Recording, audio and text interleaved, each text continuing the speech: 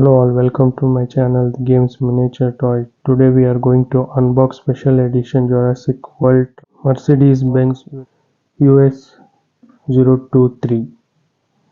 Let us bring in the pack and see how does it look. This is how it look. So you can see the packaging. This is a special edition truck, Mercedes-Benz. Back side of the pack.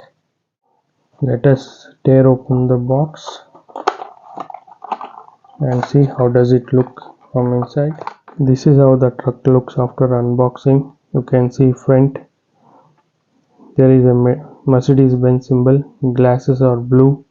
Then you have sunroof type on glass with these are for lights, and there is a compartment wherein you have 4 chairs. Hope you can see, it's not visible due to darkness, but there are 4 chairs inside given so that patrolling person or military person can relax when they are patrolling.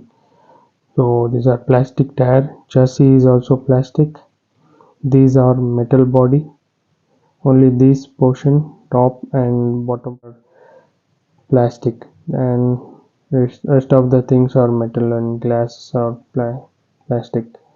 You can see clearly the Mercedes symbol, and this side also looks similar. Very beautifully designed military truck, which is a Mercedes.